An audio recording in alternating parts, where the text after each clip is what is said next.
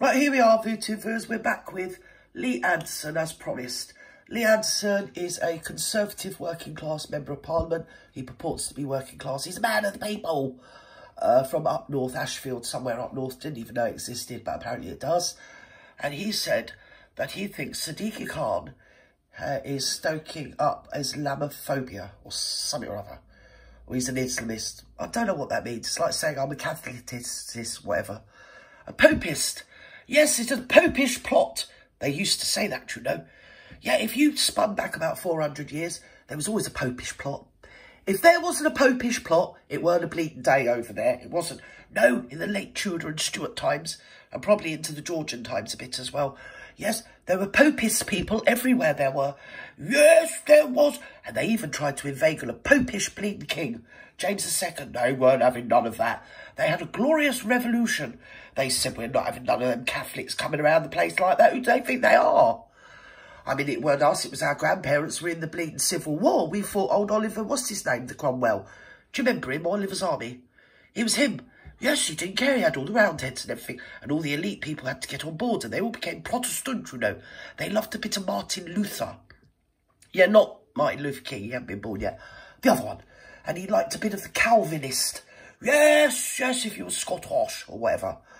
And you could be anything to do with Protestant. They didn't, well, Puritans they're a bit sticky with. But as long as you were on the Protestant side of protesting, yes, you were fine. But if you were Catholic or Catholic-phobia, they didn't like Catholics, you see. And I think we're reliving it now because this man here is being accused of not liking Catholics or Buddhists or Sikhs. Something to do with religion that no one gives a stuff about. I don't know what pink fairy it is that they're praying to in the sky, but whatever pink fairy it is, they're accusing him of not liking, which I think is a bit weird, really, because it's not really a pertinent question. And there's so much more to it than meets the eye, so we're going to jump in together. Come on, Lee, darling, what you got done? Oh, you've only gone and made a bleeding guffaw, haven't you, darling? Chopper was here, actually, by Martin yes. Daubney of GB News. Right. He mentioned the comments that Suella Braverman had made last week about... Suella Braverman? ...in control of Islamists. Sue is the bravest man in Parliament, I have you know. Yes, I do, yes. Poor old Sue, Lella, whatever her name is. She is, in fact, the bravest man this side of the River Thames. Right, let's go. I said, no, it's not. It's not in control. The Islamists are not in control of the UK. No, nor are the Catholics. And I don't blame you. You want to put your foot down. You don't want to let no Islamic Buddhist people coming around the place with the Catholics and get themselves all busy up in your London town. Because we all know SADDIQ Khan's in charge of your London town. Weren't he in the outlawed terrorist organisation, Takia or something? Something like the Muslim Brotherhood. With Najib Javid, who no one gives a flip about. Used to be on LBC. Him that's a right five-faced little snake. Yeah, they've made good because of the diversity and inclusion, and they're in charge of everything now, but they're not Islamic, or whatever the word is, or Catholic-phobic. Because apparently you can't be phobic about a religion. It's proper out of order. Come on. We've all got to get on board. To be honest, I think I'm losing my mind because I'm not really sure what this is all about. Because it's past whether it's socialism or conservatism. It's now about what little pink fairy in the sky we may or may not believe in. Come on. Boring. There's kids killing each other with zombie knives. There's people throwing acid at each other's faces. All sorts of things. There's things that mainstream media don't even put in the paper because they know it's going to fuel all sorts of whatever feelings at the moment. The feelings are quite high, you know. There's a lot of feelings for no feelings and no reasonings. The MPs have been killed and then they're all outside Parliament screaming at them, sending them death threats, one thing and another. I mean, to be fair, you know, I could say so much, but it's YouTube, so I'm not allowed to. And SADDIQ Khan is what he is. I totally agree with what, what's this bloke's name? I've given up the will to live now. Lee Anderson. I totally agree with him. He thinks that SADDIQ Khan is playing into the hands of Islamic people. Islamists, yeah? Now, I know white people, white British people that follow Islam, and they've got nothing to do with this. They just want to pray to Muhammad, whatever. And then I know some Buddhists, I know some Sikhs, and I know shitloads of Catholics, okay? And religion and politics shouldn't really get intertwined because it always causes hooey. Just ask James II. I mean, he ended up abroad, didn't he? He was in exile, never to be seen or heard of again. He was the Prince Harry of his day, you know. Yes, he was persona non grata, pretty much unwritten about in history, because of his religion. It's just ridiculous. Can everybody stop it? SADDIQ Khan has got a lot of problems. He came out himself in the lockdown and said, oh, well, I do suffer from manic depression and all this, that and the other. And he wanted pity because obviously he was in lockdown and he weren't going about the place in motorcades getting loads of attention. So he thought he'd step forward and say that. And it was on the news because literally we were all locked down. We had nothing else to do but look at our computers or our FaceTimes and our iPads and this, that and the other, all the Sky Bleeding Fly news. And he did come out and say he suffered from manic depression. I think that is far nearer the point of what we're suffering with SADDIQ. Because at the end of the day, he's the most terrible person to be in public life. You've only got to listen to the man speak to know he's off his bleeding barnet. He's not well in the bleeding head. And he's admitted himself that he's got mental issues. I mean, it's London's fault for you know. Or maybe, did he put that on his election? Did he say, listen, vote for me, I've got manic depression? But I think he actually said, vote for me, I'm a Muslim. So are we allowed to say that? Probably not. But take away his religion and take away his sexuality and take away his politics. The guy's an arsehole. You know, he shouldn't be in a public facing position. He shouldn't even be a receptionist at the DWP or something. Or the local council. He shouldn't even be a local councillor. The guy is a melt. He's only got there because of the corrupt Tory and Labour policies of diversity and inclusion and all this nonsense. So literally grab anybody that's got a couple of GCSEs, happen to have suntan because they've been down to Biarritz in the south of France, and now bung them up and make them out to be, oh, look at us. Look at Britain. We're multicultural, we are. Yes, we are. And Lee points out that it wasn't long ago, David Scameron, do you remember him? Lord of David Scameron, said that multiculturalism has failed. No one said anything. But I think the problem is that when David Scameron said it, he said it under the auspices of parliamentary privilege. In other words, he said it in the House of Parliament. You can say anything. You can say you bummed off loads of boys in the House of Parliament. Under parliamentary privilege, they can't do anything about it. But because Lee Anderson said it on an interview, they can haul him over the coals, chuck bleeding metaphorical mouldy tomatoes and bad eggs at him for saying the truth, really. And what he forgets, and he's annoying me now, he's winding me up and he's doing it on purpose. He's doing it to divert the public from the real issues. Because his actual speech was that he thinks Mayor Khan, SADDIQ Khan in London, and Sir Mark Rowley, the Commissioner of the Metropolitan Police in London, and Sir Keir Starmer have all fallen to the Islamist threat. In other words, they're all in hock to them because they're scared of them. That was his entire speech. But it's been taken out of context, including by Lee Anderson, which is worrying, because I'm thinking, well, why don't you actually say, hang on a minute, if you heard my actual speech, I don't remember Keir Starmer being a Muslim, and I don't remember Mark Rowley being a Muslim. And while we're on about the Commissioner of Chief of Police of the Metropolitan Police in London Town, I think you'll find that the Police Commissioner of London Town is SADDIQ Khan. So we've gone round in a circle and we're back to SADDIQ Khan again. So when they're having protest after protest after protest, holding up London Bridge, the other side of London Bridge is Great Ormond Street Children's Hospital. And they blocked that bridge for hours and hours and hours the other day for no other reason than their own virtue flinging.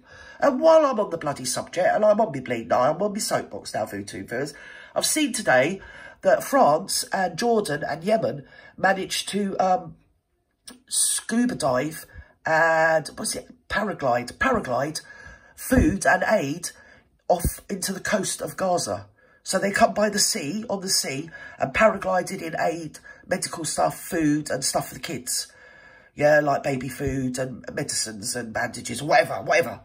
Yeah, and the whole of bleeding Gaza, or the ones that aren't dust, are all down on the beach, screaming and shouting and obviously, you know, applauding and really happy to see these people. So France has managed to do it, Yemen's managed to do it, and I think Jordan, some of the people were from Jordan. and they've come in to give them aid because they weren't allowed through the land, so they come in by sea to help the people of Gaza. So can everybody stop blocking London Bridge and stop people getting to Great Ormond Street Children's Hospital and do something productive? Stop flinging your virtue around because nobody's impressed. I'm not impressed. I mean, I know you're impressed and you go home and massage each other, thrap each other to death, don't you? Oh, yes, look at us, we're marvellous as we are. We want a free plasticine. Do something productive to save the kids, for God's sake. This isn't a time for virtue signaling. It's not a time for middle-class pretensions. Oh, we're the Muslims, we really are. I've never met one in my life. I do remember once I ate a kebab, and so that makes me a Muslim. I think I'm a Muslim now, you know. Just stop and do something productive, all of you.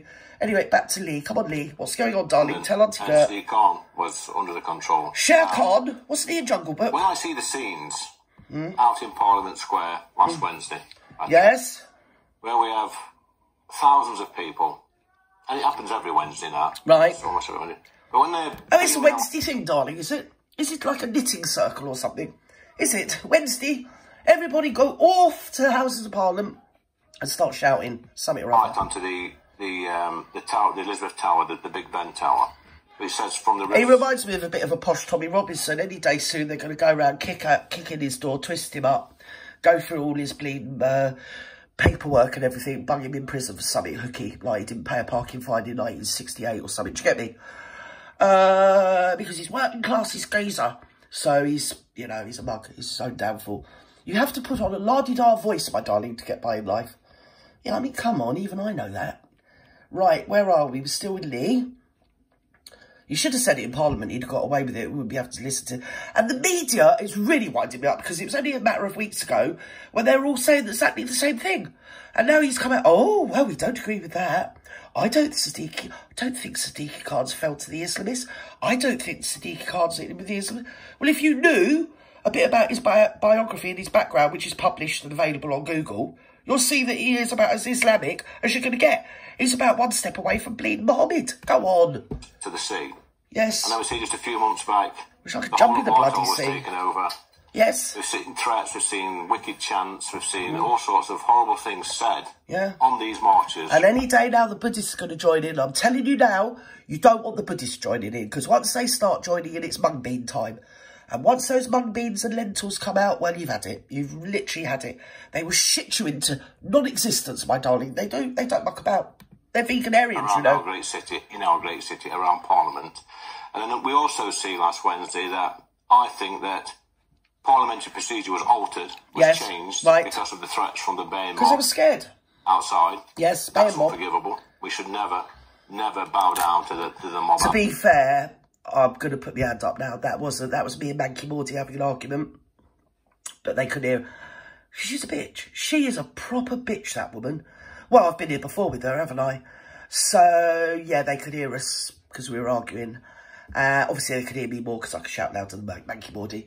And now they're blaming it on the Islamic people. But it weren't between me and you. Don't say anything. It was me and Manky Maudie. We're having a bit of a set too, that bitch. She's only effed off down to Wales. And I'm the one that goes to Wales, not Manky Maudie. Honest to God, that cow. You can't make her up. Honestly. Mob outside. She's a lazy bag of bleeding bones. I think I have a right. I believe in free speech. I do. To say that I think that's why I tell her what for. And the police. I always have a go at her, Lee. The streets of London. I genuinely think they have. And I tried to control her. I knew you were all in there talking. I said to them they're in there masturbating. And you can't keep shouting out here with your lips flapping them. Anyway, they blamed all the Muslim people and the Buddhist people and the Catholic people. I think there were some Sikhs. I think there might have been some of, what do you call them, the Baptists. And the Scientologists, you know. I think the Scientologists were on Westminster Green. They were waiting for the mothership. You know how it works. But anyway, so it's all a big melting pot of religioni. Oh, I don't know what I'm on about. Giving up the will to live. Right, let's go. I have Jewish friends living in this. As you can hear in the background, my grandson is decisively a lot better today. Thank God. Hallelujah. Thank God. I don't know what God, any God, but thank him. City, this wonderful capital city. This helped build this city. And they are built this city on rock and roll. They're having bodyguards at school or in extra security at school. Listen, when I was at school, they used to have bodyguards, but it was usually to keep me away from the teachers, to get me capiche, because they're a bit hot. So, you know, yeah, you can't bring the bodyguards and schools into it because there's some of us like a bodyguard. It's absolutely shocking what's happening to our... It should be the greatest capital city on this planet. To say that he's under the control of Islamists, though. Okay, do you regret that? Have you seen the state of London? London ain't under control of nobody, apart from the rodents. I swear to God, they're as big as bleeding corgis, those rats up in London. It's a shithole. The only people that would go up there is rodents, you know, a few stray dogs or whatever. Oh, my God, it's not under control of anyone. That's the problem with London. Nobody's in control of it. Least of all, the manically depressed Mr. SADDIQ bleeding Khan.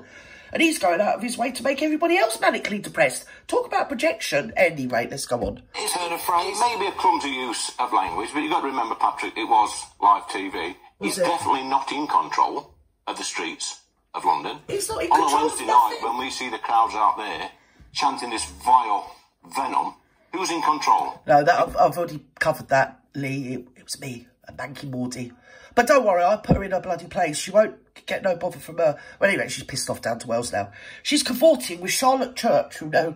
Yes, she's down there, something to do with plasticine. Go on. Is it SADDIQ Khan and the Metropolitan Police or the people on the street? No, you can't blame the Islamists, because that was me and MANKY MAUDIE. I'm not having that. Honestly, I'm not like that. I've got to get my nose clean. It was me and MANKY MAUDIE. It weren't the Islamic people. They're out there, they're having a nice projection. I think they were showing a film or something. And generally, I think they were, well, I think they might have been praying with the Buddhists and the Sikhs and the Calvinists. And I think there were Scientologists there as well. I'm pretty sure there were Scientologists. There was a bright, to be fair, they did all look a bit cultish. They did. It is that there's laws that stop you projecting words onto the building of Parliament. Martin Daubney, I call it. Well, there's laws stopping lots of things. It don't mean people go along with them, does it? Eh? There's laws stopping the MPs bleeding fiddling all their expenses, but they still do it. Go on. They filmed that with projectors. That was being ignored by police. You can't let's not talk about that. That's an operational issue. Has he spoke out about it since last Wednesday, from the rivers to the sea on Big Ben? Has SADDIQ Khan actually spoke out about it? He has no control over the police. But has he spoken out about it? No, he hasn't. No, he hasn't spoken out about it. And actually, he is the Police and Crime Commissioner of this great city. So if he is the Police and Crime... Well, he's everything to do with the great city. I mean, it's like they say, SADDIQ Khan is the House of London, the City of London, House of Parliament, the City of London, get with the programme. And if he is sort of metaphorically to be seen as the beacon that is the London town, and then you know what London town's like, and then you look at SADDIQ Khan, then you look at London town, then you look at SADDIQ Khan, you know why it's in a shithole. Anyway, let's go. Crime Commissioner, and he's got no input into what the police are doing. What the hell is he doing? Why is he in that role?